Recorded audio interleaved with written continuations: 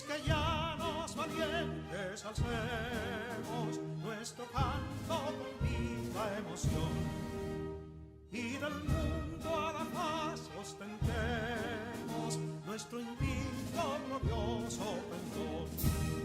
Salve el pueblo que intrépido y fuerte a la guerra a morir se lanzó, cuando en bélico reto de muerte sus cadenas de esclavos rompió.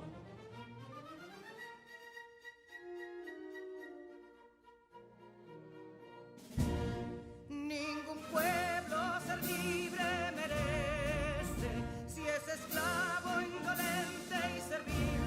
Si en su pecho la llama no crece, que templó el heroísmo viril, más que estrella la indómita y brava, siempre altiva la frente alzará, que si fuere mil veces esclava, otras tantas ser libres habrá.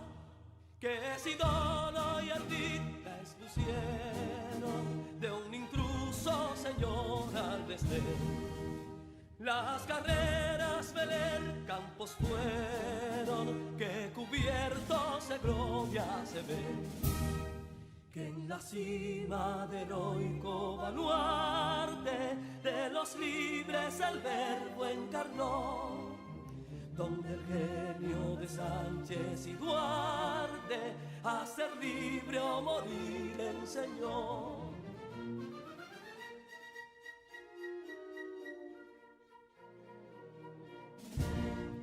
Y si pudo inconsulto caudillo de esas glorias el brillo empañar, de la guerra se vio en Capotillo la bandera de fuego ondear.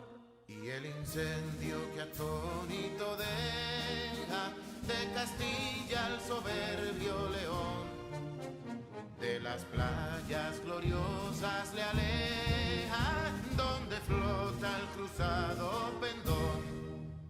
Compatriotas, mostremos erguida nuestra frente orgullosos de hoy más, que Quisqueya será destruida, pero sierva de nuevo jamás. Que santuario de amor cada pecho, donde la patria se siente vivir, y es su escudo invencible el derecho, y es su lema ser libre o morir.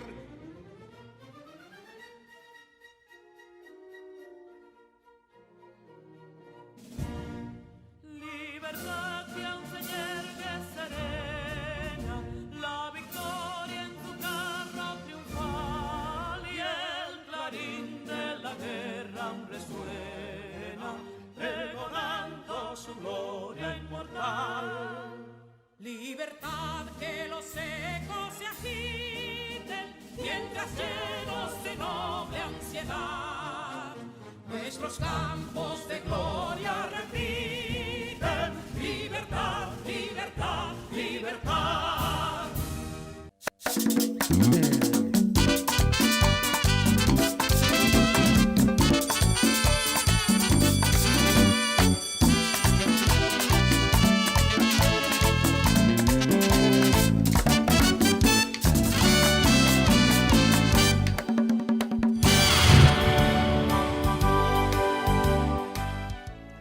Estudiantes de tercero de secundaria, sean bienvenidos a la clase de lengua española.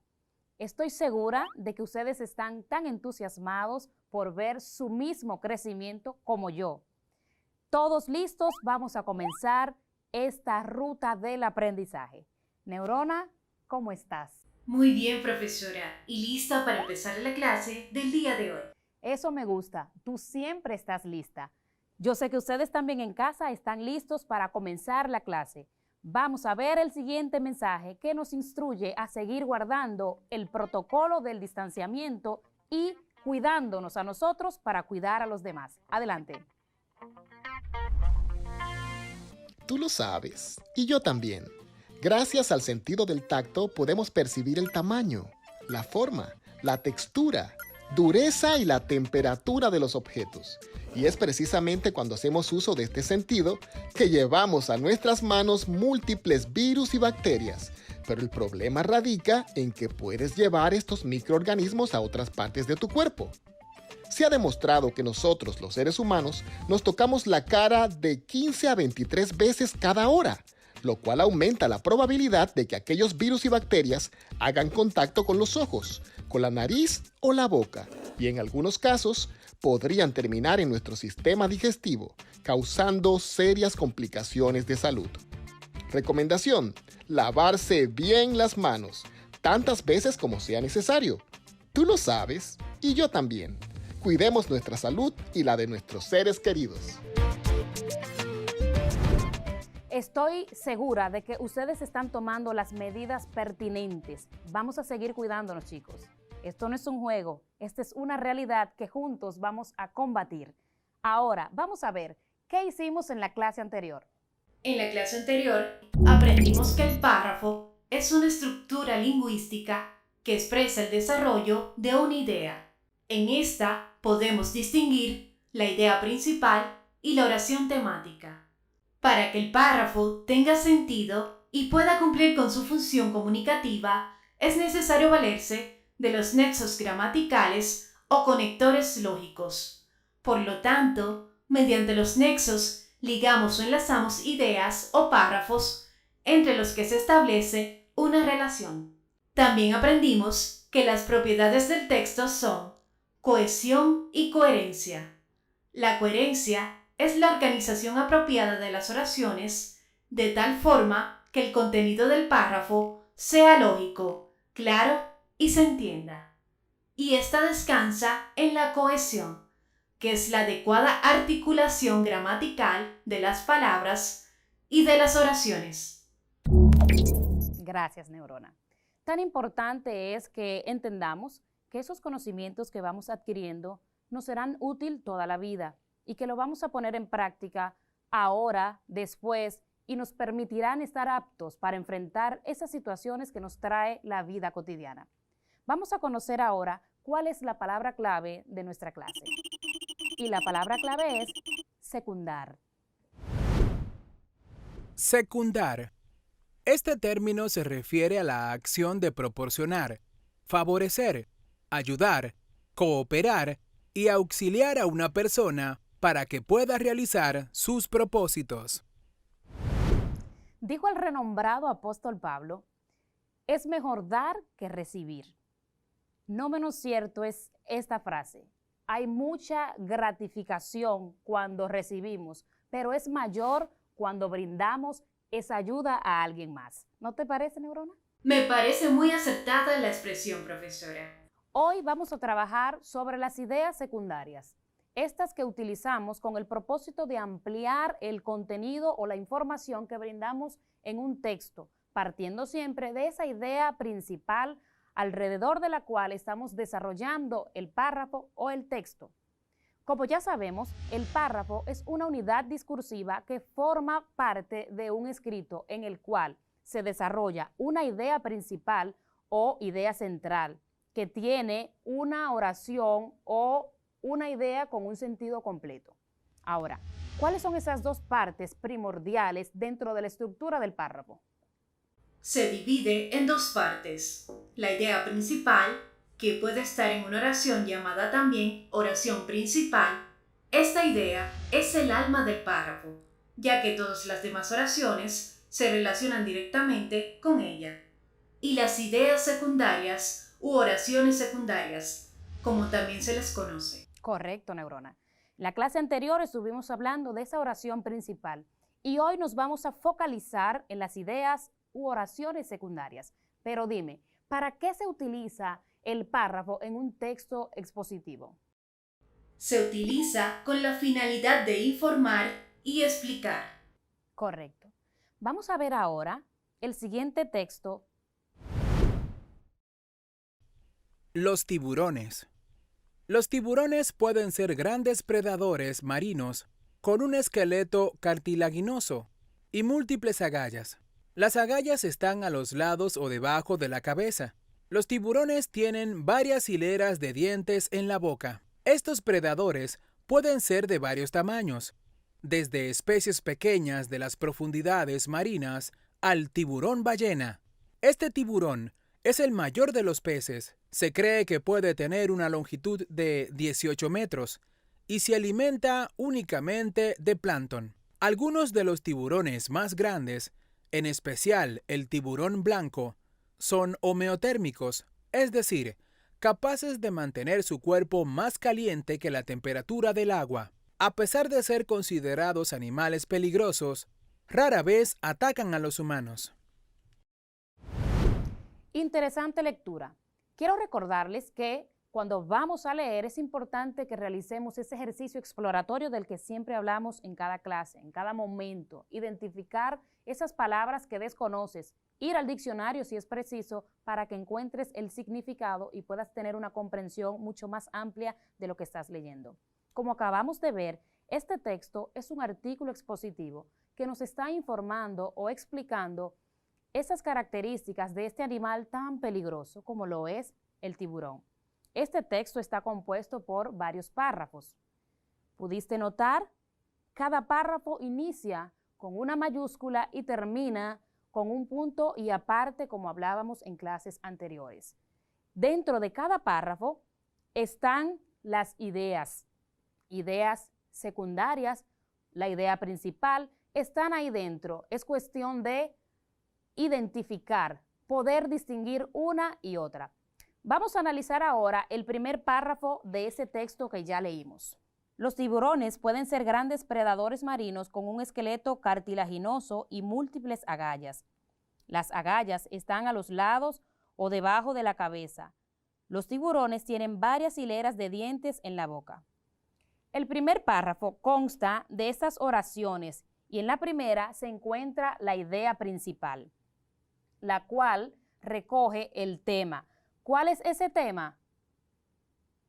Las características de los tiburones. Las demás ideas que aparecen ahí están para ampliar, para alimentar eso que ya estamos diciendo, las características de los tiburones. Ahí están las ideas secundarias. Todo párrafo necesita de las ideas secundarias. Son como el soporte, lo que se utiliza para ampliar, para ejemplificar, de manera que pueda haber una mayor comprensión. Todo párrafo necesita, reitero, de esas oraciones secundarias. ¿No te parece, Neurona? ¿Tienes alguna pregunta hasta aquí? No tengo, profesora, pero quisiera aportar que las ideas secundarias son elementos que forman parte de la estructura de un párrafo y expresan detalles o aspectos derivados del tema principal. Correcto. También las oraciones secundarias pueden llamarse o definirse como esas oraciones que de manera armoniosa, de manera coherente, van a estructurar el párrafo y le van a dar sentido. De esta manera van a ser utilizadas, como ya he venido diciendo, para ampliar el contenido de la oración principal. De esta forma también permiten que el lector pueda tener una mayor comprensión del tema que se está desarrollando y a la hora de resumirlo o reproducir otro texto, las ideas secundarias van a ser de gran ayuda. Vamos a ver entonces cuáles son las características de las ideas secundarias. Ideas secundarias, pero también llamadas oraciones secundarias. La primera característica que podemos identificar es que tienen menor importancia que la idea principal. ¿A qué se refiere esto? Si en el párrafo yo elimino una idea secundaria, el párrafo va a seguir teniendo el mismo sentido, porque la idea secundaria, vuelvo y digo, está para apoyar o ampliar, pero la idea principal es la que no puede faltar dentro del párrafo. Las ideas secundarias también, como ya he dicho, amplían, ejemplifican o demuestran siempre a la idea principal. En tal sentido, ellas van a aportar más información, más contenido, más de eso que nosotros estamos hablando o desarrollando en esta idea principal. Otra característica es que carece de autonomía. depende de una oración principal. Decimos con esto que la idea secundaria sin una oración principal no tendría sentido per se. Y se articula en torno siempre a esa idea central o idea principal. ¿Qué quiere decir esto? Que debe ir de la mano. La oración secundaria no puede hablar de otro tema, sino que debe ir enfocada en ampliar o demostrar y dar mayor fuerza a esa idea principal que se está desarrollando dentro del texto. ¿Alguna pregunta hasta aquí? Sí, profesora, tenemos 2 preguntas. Patricia Burgos, desde el barrio Las Cuavas, en Neiva, pregunta: ¿la idea secundaria solo aparece en el desarrollo del texto? Gracias, Patricia, y qué bueno que podemos llegar hasta allá, hasta Neiva. La respuesta es no necesariamente, Patricia. Otra de las características de las ideas secundarias es que pueden aparecer tanto al inicio como dentro del párrafo sin ninguna dificultad. O sea, no hay un orden establecido de dónde va a ir una idea secundaria. ¿Otra pregunta, Neurona? Sí, profe. Johnny Corona, desde Quitasueño en Cotuí, pregunta: profe, ¿cuál es la importancia de conocer las ideas secundarias? Muy buena pregunta y gracias por hacerla. Es interesante saber que allá en Cotuí ustedes también están atentos, creciendo en el aprendizaje. La importancia de las oraciones secundarias radica precisamente en que cuando hacemos un ejercicio correcto de identificar cuáles son esas ideas, nos permite a la hora de resumir un texto hacerlo adecuadamente, lo cual es importantísimo para su comprensión. De ahí que la oración secundaria o las oraciones secundarias sean de gran importancia o un gran apoyo para la comprensión y ese resumen que nosotros necesitamos hacer de cualquier texto para comprenderlo, reproducirlo o tal vez para generar otro a partir de este. ¿Alguna otra pregunta? No hay más preguntas en las redes, pero tengo una pregunta. A ver. ¿Cuántas ideas u oraciones secundarias pueden aparecer en el artículo expositivo u otro texto? Te voy a responder, Neurona, que no hay un número determinado de oraciones secundarias. Todo va a depender del texto que estés escribiendo y de la intención que tengas al escribirlo. ¿Qué es lo que quieres informar o explicar en ese texto? Te voy a mostrar el siguiente ejemplo. Vamos a hacer esa lectura de un párrafo corto. Los delfines son una familia de cetáceos, los cuales se encuentran en el océano. Estos son comprendidos por 34 especies muy importantes que miden entre 2 a 9 metros de largo y poseen en una parte superior, antes de la cabeza, una aleta.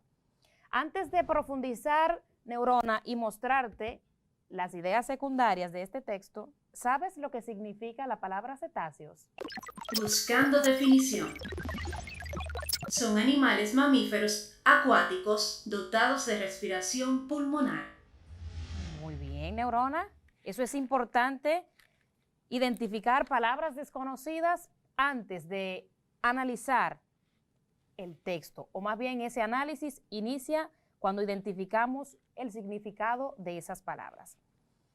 Como bien dijimos, el texto que acabamos de leer tiene una oración principal, la cual es: los delfines son una familia de cetáceos. Me preguntabas si en un texto pueden aparecer varias ideas secundarias o cuántas pueden aparecer. Te dije que eso va a depender del texto y la intención que tengas al escribirlo. Por ejemplo, en este que leímos, tiene 3 ideas secundarias.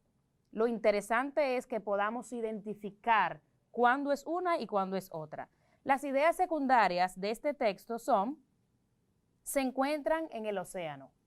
Habla del lugar donde habitan. ¿Cuál es el hábitat de estos animales? Son comprendidos por 34 especies.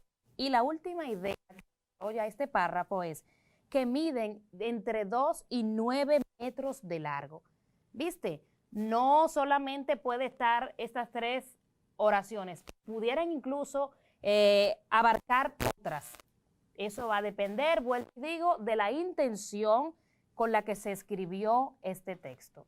¿Entendiste, Neurona, o me expliqué? Sí, profesora, le agradezco mucho la exposición. Bien. Entonces, si no tienes ninguna otra duda, es así, no hay dudas. No hay ninguna duda. Entonces vamos a jugar un momento. Vamos a ir a la trivia del día.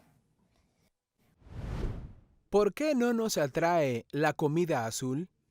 Los consumidores prefieren los alimentos y las bebidas de color rojo, naranja y amarillo, y rechazan los colores sintéticos que no se encuentran de forma natural en el mercado. Así se desprende de una encuesta realizada por el grupo Nielsen entre 5.000 sujetos de 10 países. De hecho, la comida de color azul o morado generó cierto rechazo, incluidas las gomitas, los caramelos y las bebidas que son coloreadas artificialmente con esta tonalidad. Los blancos y los verdes, sin embargo, sí suelen funcionar bien, algo que tiene muy en cuenta la industria alimentaria a la hora de seleccionar los colorantes. ¿A qué puede deberse el rechazo a la comida azul? Los expertos sugieren que uno de los motivos del rechazo al azul es que en las comidas naturales pueden ser indicadores de que un alimento, por ejemplo la carne, se encuentra en mal estado, es tóxico o tiene hongos. Por otra parte, un estudio recién publicado en la revista Journal of Consumer Research revela que el color de los alimentos influye en la recepción de su sabor. En experimentos en los que se mantenía la dulzura de un zumo de naranja se alteraba su color, los investigadores observaron que cuanto más intenso era el color naranja, más dulce les parecía a los sujetos. En conclusión, el color es un factor fundamental a la hora de introducir con éxito un producto alimenticio en el mercado. Inicia el análisis. ¿Has podido identificar algunas? Sí, ya las he identificado. La idea principal o central es rechazo de los colores sintéticos como el azul en los alimentos. Y las ideas secundarias son las siguientes. Los consumidores prefieren los alimentos y las bebidas de color rojo, naranja y amarillo. Los blancos y los verdes, sin embargo, sí suelen funcionar bien, algo que tiene muy en cuenta la industria alimentaria a la hora de seleccionar colorantes. Los expertos sugieren que uno de los motivos es que en las comidas naturales pueden ser indicadores de que los alimentos se encuentren en mal estado, sean tóxicos o tengan hongos. Muy bien, Neurona. Ese es el resultado de estar siempre listo, siempre atento. Como Neurona está siempre lista y ustedes en casa, vamos a pasar ahora al resumen de la clase. Neurona, por favor. Recopilando toda la información. En el día de hoy, aprendimos que todo párrafo necesita las ideas secundarias para su desarrollo como tal. Las ideas secundarias son elementos que forman parte de la estructura de un párrafo y expresan detalles o aspectos derivados del tema principal.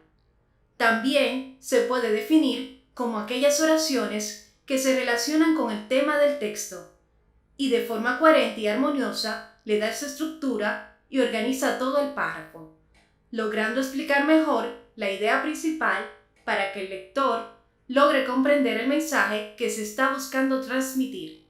Entre sus características están: tienen menos importancia que la idea principal. Es decir, si se elimina en el párrafo, este no pierde su sentido. Aporta más información a la idea central. De esta forma, el texto amplía su contenido. Necesita de una idea principal para que ella pueda existir.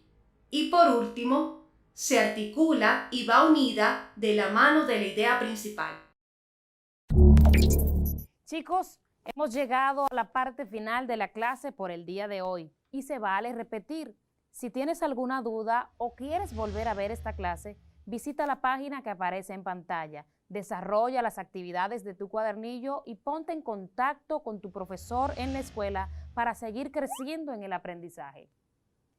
Quiero reflexionar con ustedes como siempre en esta palabra clave que desarrollamos en el día de hoy: secundar, apoyar, colaborar. qué distinto sería el mundo si abundaran preguntas genuinas como ¿puedo ayudarte? ¿Qué puedo hacer por ti? ¿Hay algo en lo que yo pueda colaborarte? Una lección que nos ha dado la situación actual es que todos necesitamos de los demás. Como sabiamente decía Marco Aurelio, uno de los grandes emperadores de la gloriosa Roma, hemos nacido para colaborar, al igual que los pies, las manos, los párpados. Obrar, pues, como adversarios los unos de los otros es contra la naturaleza. Desde que nacemos, necesitamos la asistencia de alguien más, ese cuidado, ese apoyo. Ya que somos más grandes, debemos brindarlo también nosotros a otros. Hay muchas maneras en las que podemos colaborar.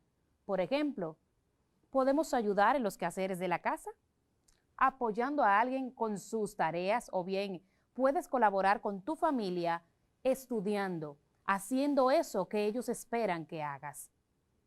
Ayuda a los demás y ayúdate a ti mismo. Hasta la próxima y sean felices.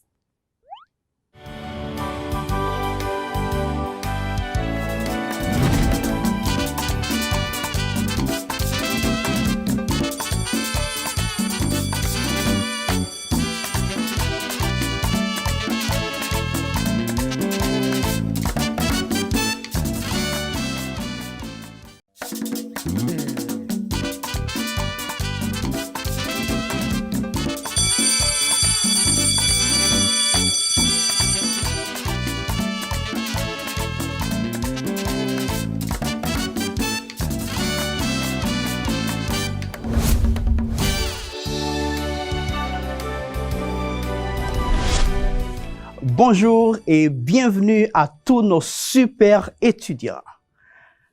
Que la paix de Dieu soit sur vous et bien sûr sur votre famille. À cette occasion, nous allons indiquer des activités qui se déroulent au moment où l'on parle. Soyez prêts. Je suis Jetro Clément, votre prof de français. Saludamos de manera muy especial a cada uno de nuestros super estudiantes que están en sintonía desde cualquier lugar y a través de los diferentes medios. Que la paz de Dios sea sobre usted y, claro, sobre su familia. En esta ocasión vamos a hablar de actividades que se están llevando a cabo en el momento que se está hablando. Vamos a comenzar. Salut, professeur. Salut, Newon. Tu es prête? Bien sûr que oui. Je suis contente parce que je suis en train d'apprendre le français. Très bien, Newon. Tenemos una información de suma importancia que compartir con ustedes. Veamos. Tú lo sabes, y yo también. Son muchas las cosas que tocamos cada día que están cargados de microbios y otras microbacterias. Tu teléfono móvil, el dinero, y por consiguiente los monederos, el control remoto de la televisión, el carrito de compras del supermercado, la esponja de lavar los platos, el interruptor de la luz, las llaves del carro, el volante, los puños de la bicicleta, los pasamanos de las escaleras, los paneles de control de los ascensores, espejuelos, llavines o cerraduras, lavadoras, dispensadores de jabón, bolígrafos, las mascotas y muchísimas otras cosas más. Todos contienen un gran número de virus, bacterias, hongos y parásitos. Y entonces, ¿qué puedo hacer? Sencillo, lávate bien las manos por un espacio no menor de 20 segundos y esto puede eliminar alrededor del 90% de microorganismos perjudiciales para la salud. Tú lo sabes y yo también. Cuidemos nuestra salud y la de nuestros seres queridos. Y ahora que estamos entrando a la semipresencialidad, no es momento para bajar la guardia. Al contrario, debemos fortalecer estos protocolos. Lavarse regularmente las manos, una rutina a favor de nuestra salud. Lávate las manos. Nous avons appris à exprimer des activités quotidiennes et celles qui se déroulent au moment où l'on parle. Hemos aprendido a expresar, a hablar de actividades cotidianas y también las que se están llevando a cabo en el momento que estamos hablando. Alors, marquez avec une croix les phrases au présent progressif. Pues, ahora te toca marcar con una X o una cruz las oraciones en presente progresivo. Écoute avec attention, s'il te plaît. Je fais mon devoir. Hago mi tarea. Il est en train de dîner. Él está cenando.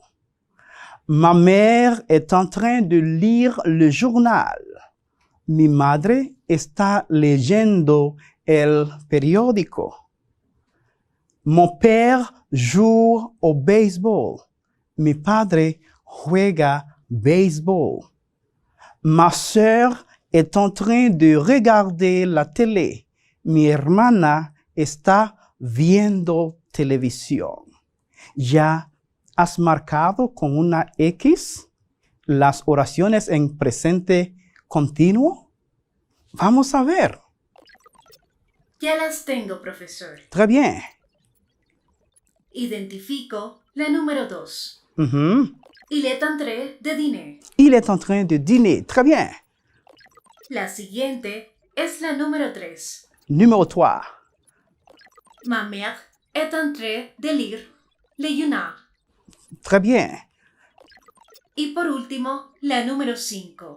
Ma sœur est en train de regarder la télé. Très bien. Et maintenant, écoutez et choisissez la réponse correcte. Ahora, escuche y escoja la respuesta correcta.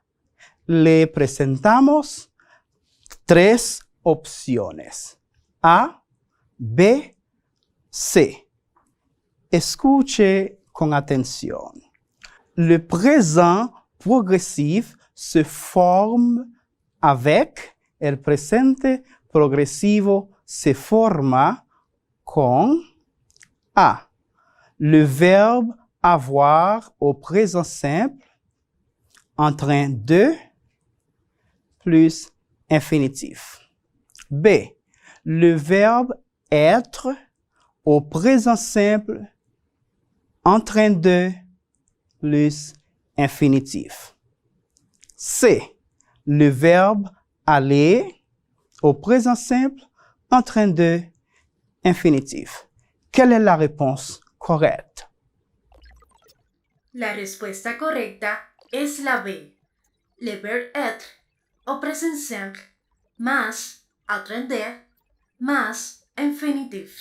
Très bien. Le verbe être au présent simple en train de infinitif du verbe principal. Numéro 2. Le présent progressif exprime une A. Action future. B. Action passée. C. Action qui se déroule au moment où l'on parle. Quelle est la réponse correcte? Action qui se déroule au moment où on parle. Très bien, Newon. Et maintenant, en parlant d'action, hablando de acción, nous vous présentons notre mot-clé du jour. Action. Action. Action. C'est l'opération, la manifestation d'une volonté pour réaliser quelque chose. Alors, c'est l'exercice de la faculté d'agir. Acción es la manifestación de una voluntad realizando algo. Es pues el ejercicio de la facultad de actuar. Ahora, nous allons faire un petit rappel. Vamos a recordar un poco. Complétez avec le verbe être au présent simple. Complétez con el verbo être, ser, estar, en presente simple. Écoute avec attention. Tu en train de faire ton devoir de français.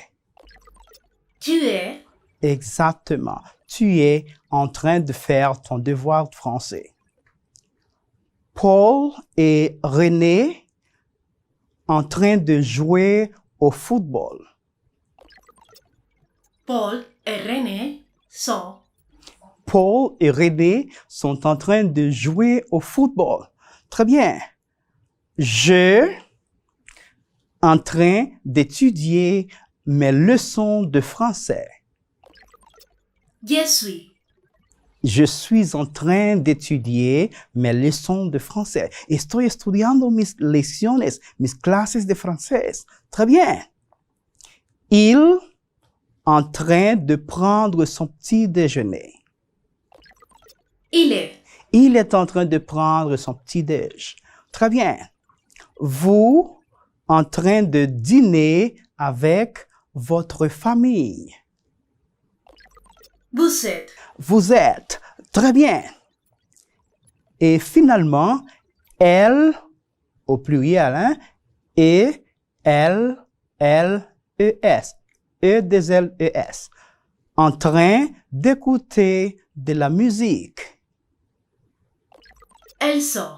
Elles sont en train d'écouter de la musique. Très bien. Et voilà. Tu te rappelles les expressions suivantes? Aller à l'école. Ir a la escuela. Très bien. Faire du vélo. Montar bicicleta. Aller au supermarché. Ir al supermercado. Voyager. Viajar. Lire un message. Leer un mensaje. Regarder la télé. Ver televisión. Dormir. Dormir. ¿Ves? Qué bueno que te acordaste o te has acordado o recuerdas lo que has aprendido. Profesor, nos acaban de llegar 2 preguntas en las redes sociales. De verdad, vamos a atender a estas preguntas, Newon. Aniel Serrata, desde La Piña, en Los Alcarrizos, nos envía la siguiente pregunta. Salut tout le monde. Prof, como ya di, estoy socializando con mis camaradas. Salut, Aniel. Très bien. Como je dis, estoy socializando con mis camaradas, compañeros de clase. Je suis en train de socialiser avec mes camarades. Je suis en train de socialiser avec mes camarades. Merci, Aniel. La otra pregunta es de Lilian Ramírez, que desde La Victoria nos envía lo siguiente. Profesor Clément, ¿cómo digo estoy jugando Scrabble en francés? Exactement. Salut, Lilian, desde La Victoria. Estoy jugando Scrabble en français. Je suis en train de jouer au Scrabble. Je suis en train de jouer au Scrabble. ¿Podrías repetirlo, Lilian? Je suis en train de jouer au Scrabble. Très bien. Nous sommes très contents d'avoir reçu vos messages. Gracias a todos los que han reportado o no su sintonía. Nos alegra saber que están aprendiendo la lengua francesa. Et maintenant, ton segment préféré, à savoir... Sin diccionario. Sin diccionario, sans dictionnaire. Message. Mensaje. Espace. Espace. Espacio. Camarade. Camarade. Como preguntaba el joven, camarada. Très bien. Pique-nique. Pique-nique. Picnic.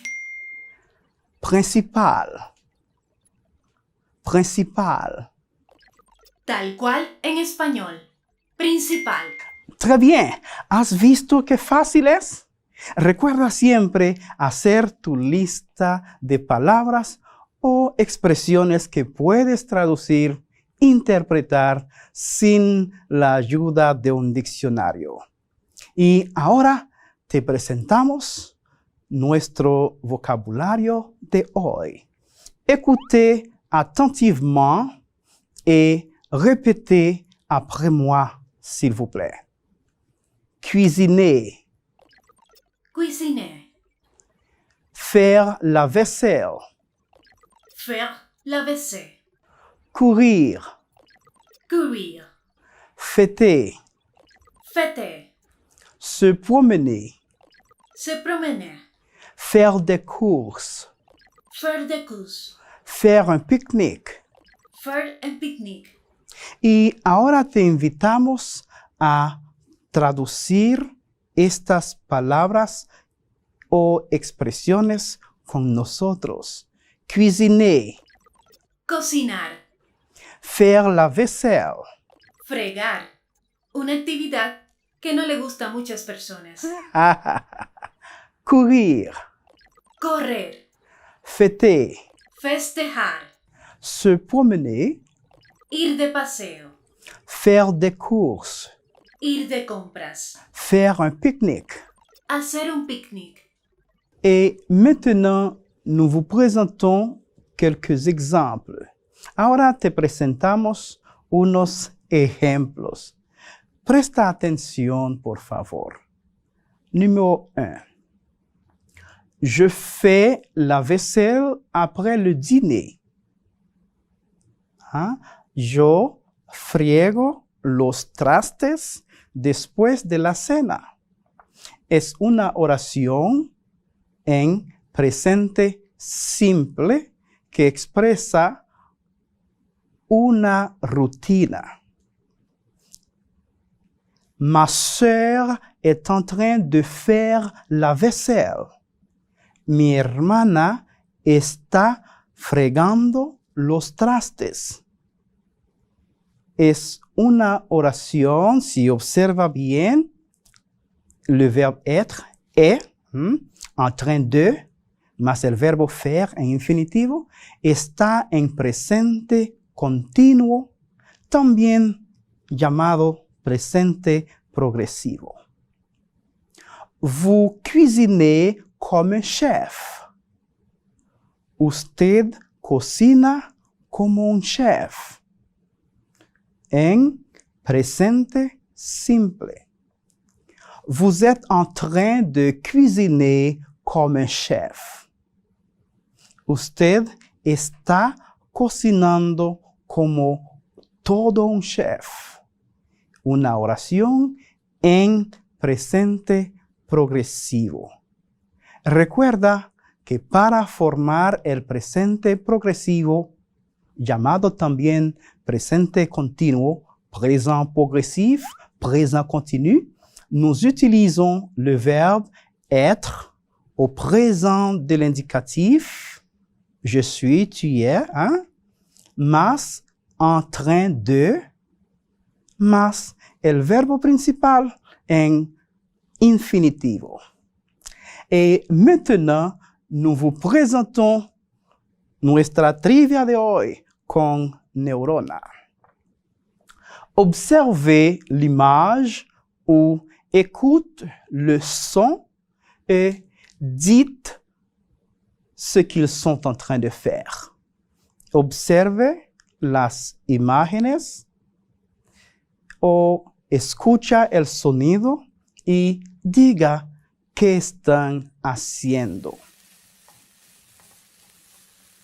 Numéro 1. Ya la tengo.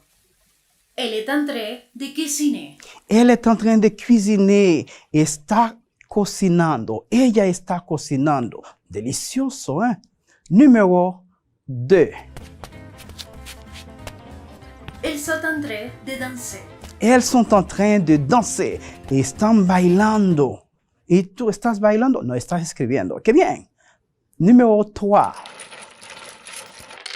On est en train de jouer au domino. On est en train de jouer au domino. Están jugando domino. Très bien. ¿Has logrado esta trivia? Perfecto. Ahora, ¿tu as appris quelque chose aujourd'hui? ¿Has aprendido algo hoy? Et toi, Newon? ¿Quieres decir algo o hacer un resumen? Claro, profesor Yetro. La clase de hoy ha sido un refuerzo de cómo expresar una acción que se está llevando a cabo en el momento en que se está hablando, es decir, en presente progresivo. Y puedo citar algunas nuevas expresiones. Très bien, Newon. Vamos a escuchar estas expresiones. Faire la vaisselle, fregar. Fêter, festejar. Faire des courses, ir de compras. Y por último, faire un pique-nique, hacer un picnic. Un grand merci, Newon, pour ton excellente collaboration. Et pour continuer à apprendre à la maison, observe cette image et écris au moins 4 phrases au présent continu. Y para seguir practicando desde casa, observa esta imagen en la cual, claro, se ve una persona con un libro, otras con bicicletas, hay un grupito de personas comiendo al aire libre y otros que están con libros en la mano, tablets. Très bien. Y escribe al menos 4 oraciones indicando lo que están haciendo en francés. Y voilà. Hemos llegado al final de nuestra clase de hoy, esperando que hayas aprendido algo nuevo o reforzado algo de lo aprendido anteriormente. Nos despedimos agradeciendo tu sintonía. Para volver a ver nuestra clase, visita la página en pantalla. Tu conocimiento en francés puede cambiar tu mundo. Au revoir et que Dieu te bénisse.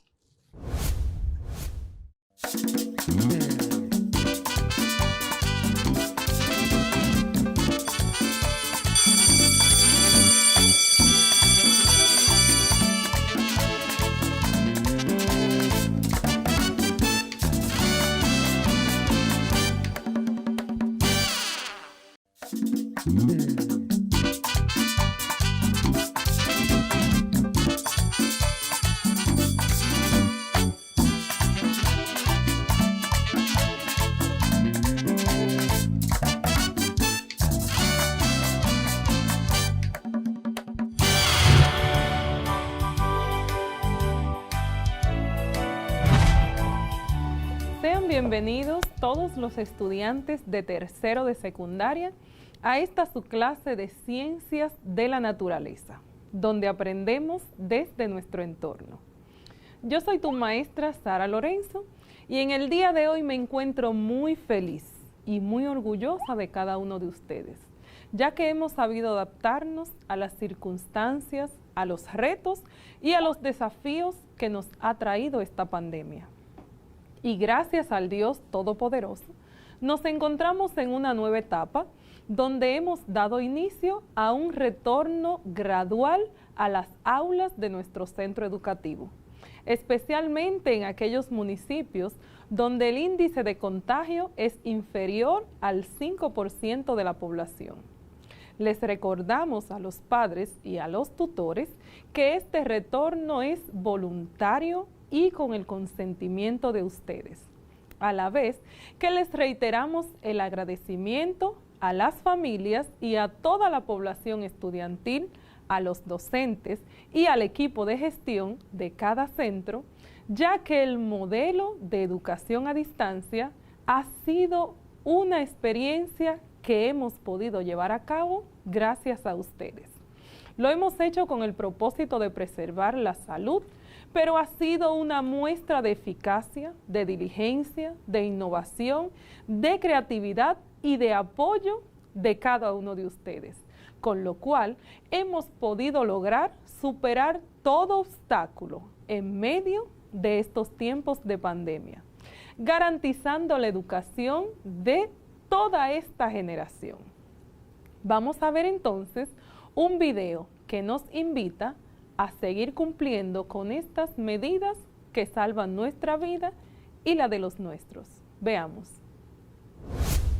Tú lo sabes, y yo también. Son muchas las cosas que tocamos cada día que están cargados de microbios y otras microbacterias. Tu teléfono móvil, el dinero, y por consiguiente los monederos, el control remoto de la televisión, el carrito de compras del supermercado, la esponja de lavar los platos, el interruptor de la luz, las llaves del carro, el volante, los puños de la bicicleta, los pasamanos de las escaleras, los paneles de control de los ascensores, espejuelos, llavines o cerraduras, lavadoras, dispensadores de jabón, bolígrafos, las mascotas y muchísimas otras cosas más.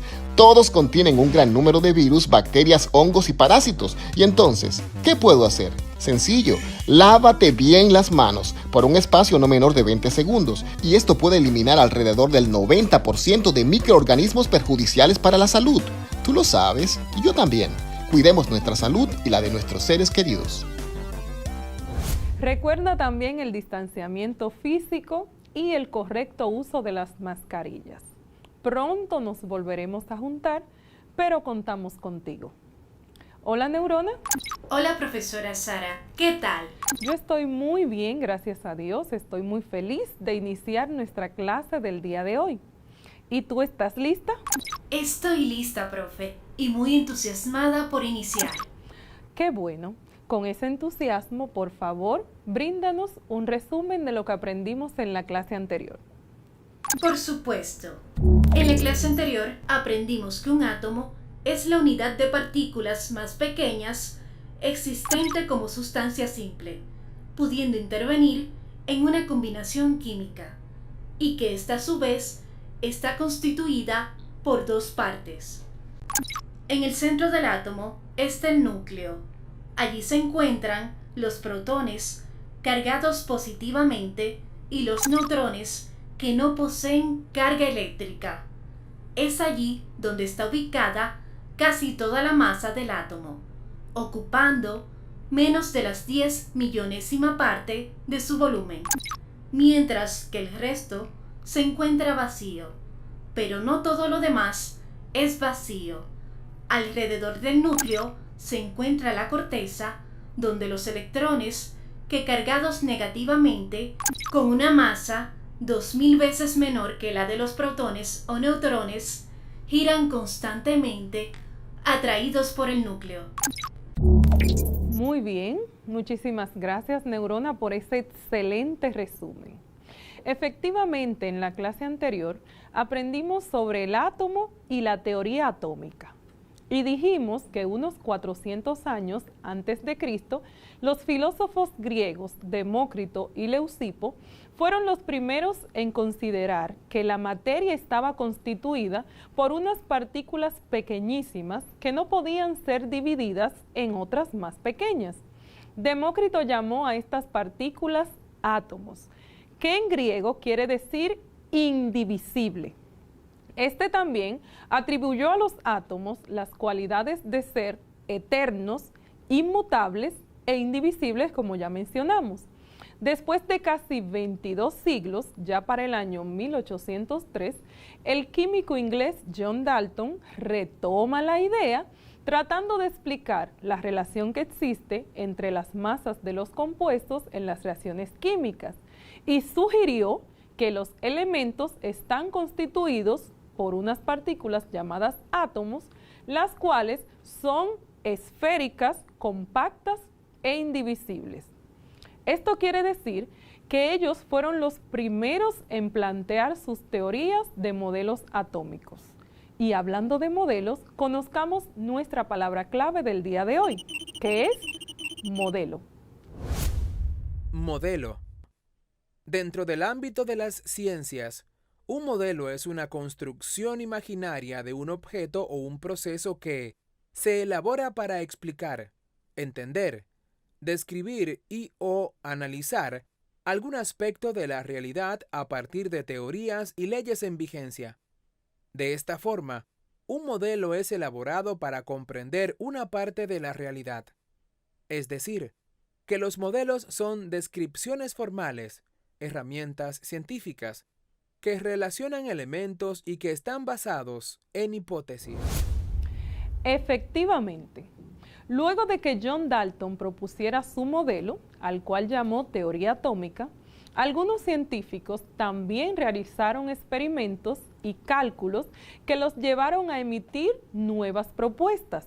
Profesora, hoy conoceremos sobre esos científicos y sus propuestas.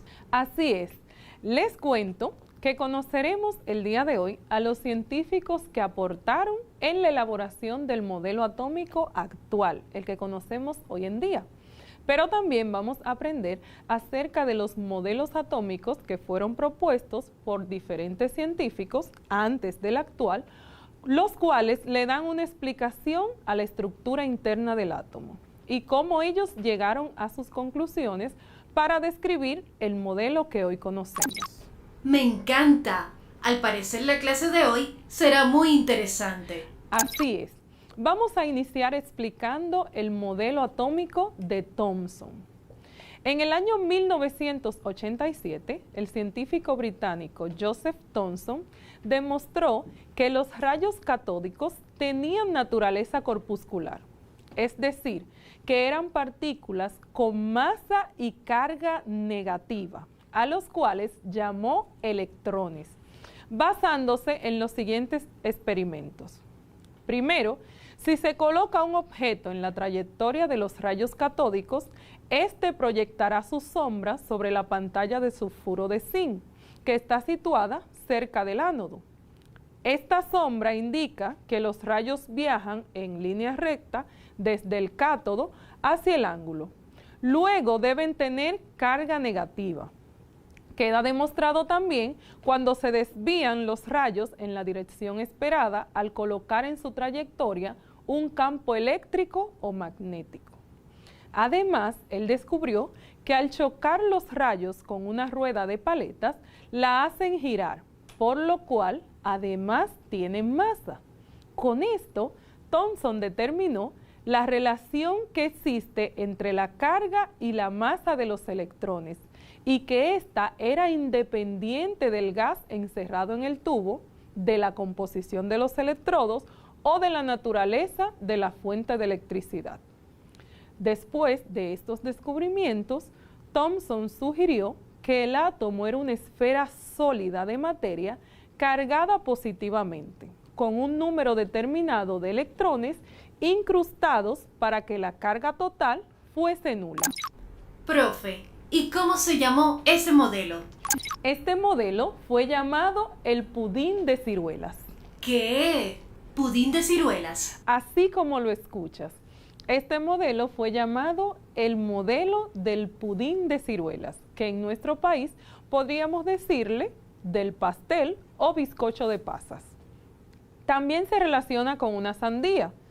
Si observamos, las semillas vendrían siendo los electrones que están incrustados en la masa o en la sandía.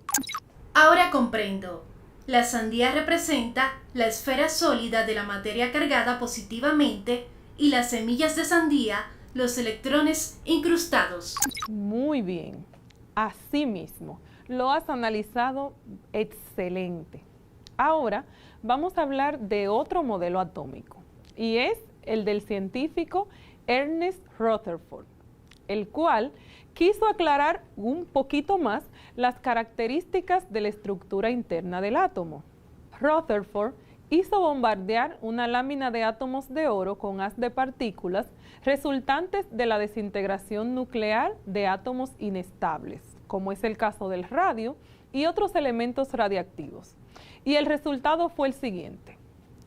La mayoría de las partículas atravesaban la lámina sin sufrir ninguna desviación. Otras partículas se desviaban con una magnitud de desviación que no era la misma para todas ellas, pero muy pocas partículas salían rebotadas. Pero, ¿y cómo se interpretan entonces estos resultados? Los podemos interpretar de la siguiente manera. Primero, aquellos que no se desviaban estas partículas se debe a que no se encuentran con el núcleo de los átomos de oro, lo que hace suponer que estos están formados mayormente por espacios vacíos. Ahora bien, aquellas partículas que sí se desviaban se debe a que pasan cerca de una concentración de carga que también es positiva. Pero cuando alguna partícula rebota, significa que se ha chocado de frente con un blanco muy pequeño con fuerte carga positiva. Esos estudios llevaron al científico Ernest Rutherford a decir que el átomo estaba formado por un núcleo muy pequeño respecto al resto, con carga positiva, y una corteza donde los electrones giraban en órbitas, tal y como los planetas giran alrededor del Sol. Años más tarde, él mismo descubriría los protones, que son los responsables de la carga positiva del núcleo. Y por último, tenemos el modelo atómico de Bohr. Cuando el físico inglés James Chadwick descubrió la existencia de los neutrones, que no tienen carga eléctrica, y otros descubrimientos que se realizaron acerca de la estructura interna del átomo, corroboraron el modelo de Rutherford. Este modelo finalmente fue desechado porque no podía explicar de manera coherente el movimiento de los electrones alrededor del núcleo. Según la física clásica, el electrón sería una partícula acelerada que emite energía radiante en forma permanente, dando lugar a espectros de emisión continuos, lo que está en contradicción con lo que se observa en nuestra realidad. Además, se pensaba que los electrones iban perdiendo energía hasta que finalmente se depositaba sobre el núcleo y, sin embargo, los átomos son estables. Ahora bien, en el 1913, el danés Niels Bohr propuso un nuevo modelo atómico, el cual mantenía la estructura planetaria del átomo anterior de Rutherford, pero que aplicaba los principios cuánticos sobre la emisión de la energía establecidos en el 1900 por Max Planck. Este descubrió que cualquier partícula, sea un electrón, un átomo o una molécula, la cual oscila, emite energía en forma de radiación electromagnética, cuyo valor puede ser solo múltiplo de una cantidad discreta de energía, a lo cual llamó cuanto. Encontré información en la red de que a este modelo también se le llamó modelo planetario. Muy bien, esta es una información muy certera, ya que este modelo se asemeja al primer postulado de Bohr, el cual dicta que los electrones giran alrededor del núcleo en un número determinado de órbitas circulares estables. Otros dos de los postulados de Bohr son que cada órbita se llama estado estacionario o nivel energético estacionario. La órbita de energía más pequeña será aquella en la que el electrón se encuentra habitualmente. Este es el estado fundamental del electrón. Y el otro postulado nos dice que cuando un electrón se encuentra en una órbita estable, no emite energía. Los electrones solo pueden ganar o perder energía cuando saltan de una órbita a otra. Ahora, te invito a que sigas conociendo sobre estos científicos. Niels David Bohr nació en 1885 en Copenhague. Fue un físico danés que contribuyó en la comprensión del átomo y la mecánica cuántica. Basándose en las teorías de Rutherford, publicó su propio modelo atómico en 1913, introduciendo la teoría de las órbitas cuantificadas. En 1922, recibió el Premio Nobel de Física por sus trabajos sobre la estructura atómica y la radiación. En 1933, Bohr propuso la hipótesis de la gota líquida y, en concreto, la gran capacidad de fisión del isótopo de uranio 235. Falleció en 1962 en su ciudad natal, Copenhague. Ernest Rutherford nació en 1871 en Nueva Zelanda. Fue uno de los primeros y más importantes investigadores en física nuclear. Poco después del descubrimiento de la radiactividad en 1896, por el físico francés Anthony Henry Becquerel. Rutherford identificó los tres componentes principales de la radiación y los denominó rayos alfa, beta y gamma.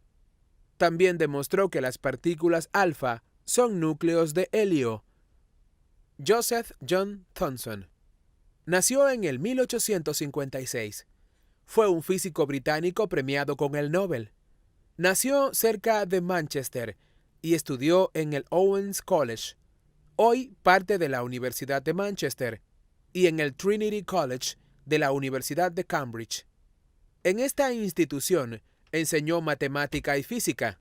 Fue profesor de física experimental en el laboratorio de Cavendish y rector del Trinity College.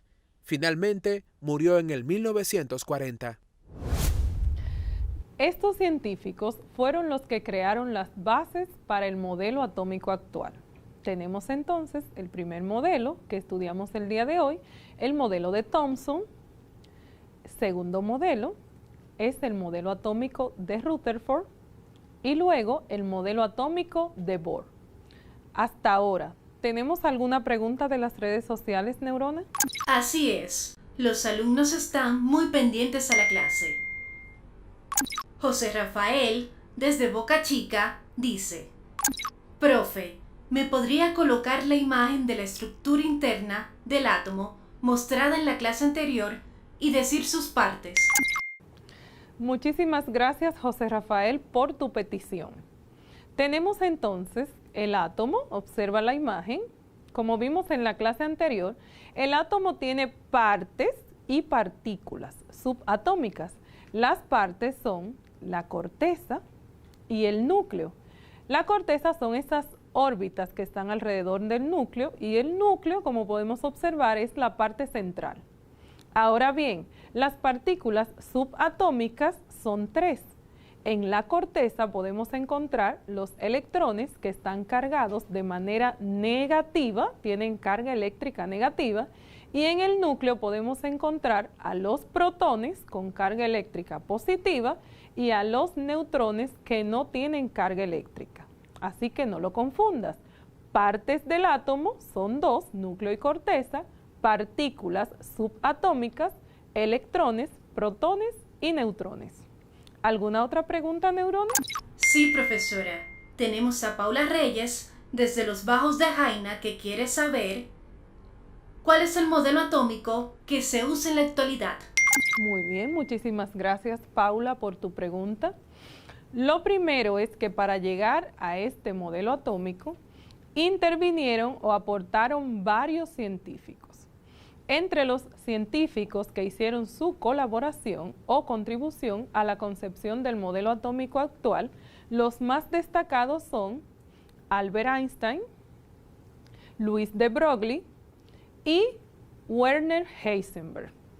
En el caso de Albert Einstein, este colaboró de forma significativa cuando explicó el efecto fotoeléctrico, que consiste en que la luz no solo se comporta como una onda, sino que además está formado por un chorro de partículas llamadas fotones.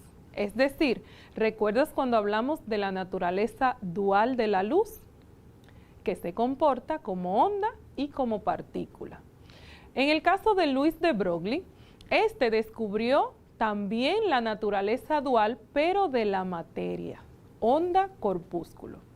Él decía que toda partícula en movimiento está asociado a una onda.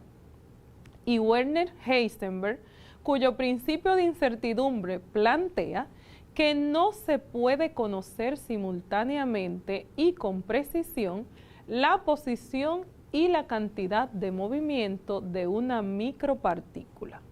Según esto, como el electrón es una partícula en movimiento, lleva asociada una onda y el comportamiento de dicho electrón se describe mediante una ecuación de onda. Pero como no es posible conocer todo sobre el electrón durante todo el tiempo, lo que se hace es que se emplearán posibilidades para indicar cuáles son sus propiedades, es decir, cuál es la posición, la velocidad o la cantidad de energía. Además, la energía de los electrones está cuantificada, es decir, que solamente puede tener ciertos valores y no podrá tener ningún otro valor. La ecuación de onda tiene varias soluciones, cada una de las cuales describe una posible situación en la que puede encontrarse un electrón en cierta región del átomo y con otra cierta energía. ¿Sabes, neurona, cómo se obtienen las diferentes soluciones? ¿Podrías decirnos? Espere, estoy buscando. Según la información encontrada, estas se obtienen introduciendo unos números llamados números cuánticos, cuyos valores varían dentro de ciertos límites. Las soluciones son funciones matemáticas que pueden representarse gráficamente. Dicha representación delimita una región del espacio en torno al núcleo, donde la probabilidad de encontrar el electrón es elevada. Tradicionalmente se denomina órbita a cada una de estas zonas. Exactamente. Y este modelo actual también es llamado modelo de la nube de carga.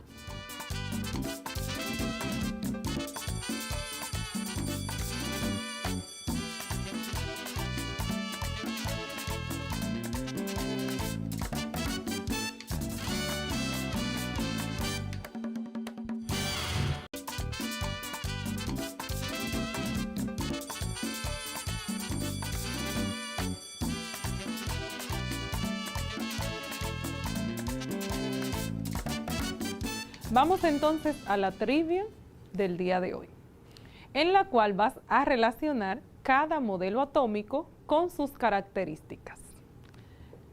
Vamos a ver entonces las respuestas posibles que puedes dar son modelo atómico de Thomson, de Rutherford, de Bohr o modelo atómico actual. El primer enunciado dice lo siguiente: también es conocido como modelo planetario, ya que en él los electrones giran alrededor del núcleo en un número determinado de órbitas estables. ¿Cuál es? Número 3. Modelo atómico de Bohr. Muy bien. El segundo enunciado dice de la siguiente manera: se le conoce como el modelo del pudín de ciruelas, que también lo relacionamos aquí con una sandía, y en este se descubrieron los electrones. La respuesta corresponde al número 1, modelo atómico de Thomson. Excelente. Tercer enunciado. Según este modelo, como el electrón es una partícula en movimiento, lleva asociada una onda, y el comportamiento de dicho electrón se describe mediante una ecuación de onda. Número 4, modelo atómico actual. Muy bien, que dijimos que en este intervinieron varios científicos. Y por último tenemos el siguiente enunciado. En este modelo se descubrieron los protones como responsables de la carga positiva del átomo. La respuesta correcta es el número 2, modelo de Rutherford.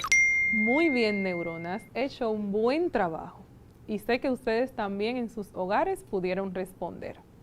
¿Qué te parece, neurona, si nos das un resumen de lo que aprendimos en nuestra clase de hoy? Claro, profesora. Hoy aprendimos sobre los diferentes modelos atómicos propuestos por algunos científicos, iniciando por el modelo de Thomson, quien sugirió que el átomo era una esfera sólida de materia cargada positivamente, con un número total determinado de electrones incrustados para que la carga total fuese nula, similar a la de un rico pastel de pasas. Luego vimos el modelo de Rutherford, donde se descubrieron los protones como responsables de las cargas positivas del núcleo. Después, conocimos el modelo de Bohr, el cual propuso un modelo similar al sistema planetario. Y por último, aprendimos sobre el modelo actual, el cual está basado en los experimentos y propuestas de múltiples científicos, entre los cuales se destacan Albert Einstein, Berkeley, Heisenberg, entre otros. Este modelo actual también es llamado modelo de la nube de carga. Excelente resumen. Muchísimas gracias, Neurona. Hemos llegado al final de nuestra clase del día de hoy. Recuerda que puedes acceder al enlace que aparece en tu pantalla si quieres volver a observarla. También puedes acudir a los docentes de tu centro educativo para aclarar cualquier duda que tengas sobre los contenidos trabajados en esta clase. Me despido con una frase de Albert Einstein, el cual fue uno de los que propuso el modelo actual. Él dijo en una ocasión: hay una fuerza motriz más poderosa que el vapor, la electricidad y la energía atómica: la voluntad. Sin la voluntad no podemos hacer nada. Muchísimas gracias por tu atención. Que la bendición del Dios Todopoderoso sea contigo y con los tuyos. Hasta la próxima.